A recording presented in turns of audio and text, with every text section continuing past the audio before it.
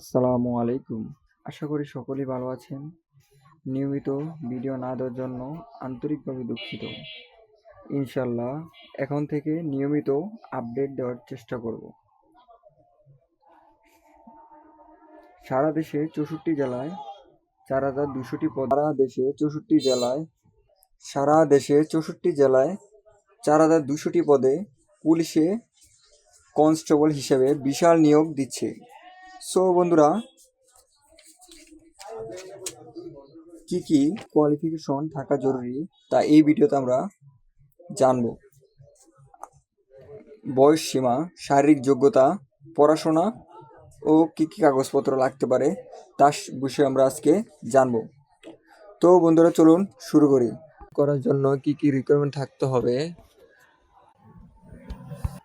প্রার্থী নারী কিংবা পুরুষ যেই হোক না কেন, প্রার্থীর বয়স 15 অক্টোবর 2024 তারিখে বর্ণিত বয়স সীমার মধ্যে থাকবে তারা আবেদনের যোগ্য মর্মে বিবেচিত হবেন। এক্ষেত্রে মুক্তিযোদ্ধা, শহীদ মুক্তিযোদ্ধা ও বীরাঙ্গনার সন্তানদের জন্য নির্ধারিত কোটা প্রার্থীদের জন্য বিদ্যমান কোটা পদ্ধতি অনুসৃত হবে।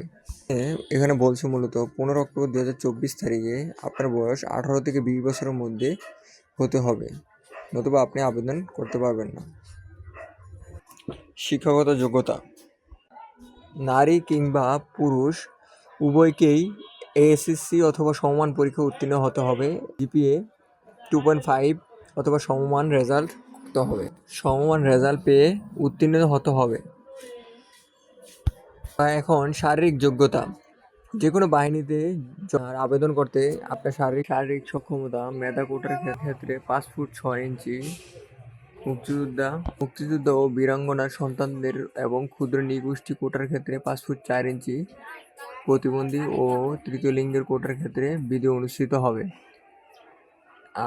এবং মেয়েদের ক্ষেত্রে মেধা কোটার ক্ষেত্রে 5 ফুট 4 ইঞ্চি, মুক্তিযোদ্ধা, শহীদ মুক্তিযোদ্ধা ও বীরাঙ্গনার সন্তানদের ক্ষেত্রে 5 ফুট 2 ইঞ্চির বুকের মাপ, নারী ও পুরুষ উভয় ক্ষেত্রে অবস্থায় 31 ইঞ্চি এবং অসম্প্রসারিত অবস্থায় 33 ইঞ্চি, মুক্তিযোদ্ধা, শহীদ মুক্তিযোদ্ধা ও বীরাঙ্গনার সন্তানদের কোটার ক্ষেত্রে স্বাভাবিক অবস্থায় 30 ইঞ্চি এবং সম্প্রসারিত অবস্থায় 31 ইঞ্চি হলে হবে।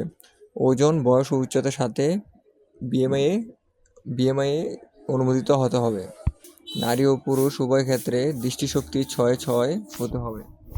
এবং সর্বশেষ কাগজপত্র, আবেদনের ক্ষেত্রে শুধুমাত্র নারী ও পুরুষ উভয় ক্ষেত্রে আবেদনের ক্ষেত্রে জন্ম নিবন্ধন ও এনআইডি কার্ড যে কোনো একটি হলেই আবেদনটি করা যাবে, কিন্তু পরবর্তীতে আরও অন্যান্য প্রার্থী বিবেচনায় কাগজ লাগতে পারে। তো আপনারা উক্ত কাগজগুলো সংগ্রহ করে রাখবেন। তো আজকের মতো ভিডিও এইটুকুই। ইনশাল্লাহ পরবর্তী ভিডিওতে আবেদন প্রক্রিয়া নিয়ে একটি ভিডিও তৈরি করব। তো সেটি কিভাবে খুব সহজে নিজেই আবেদনটি করা যায় সে বিষয়ে একটি ভিডিও তৈরি করব। তো বন্ধুরা, সে পর্যন্ত আমার চ্যানেলের সাথে থাকুন। আমার চ্যানেলটি সাবস্ক্রাইব করবেন, পাশে থাকবেন। খোদা হাফেজ।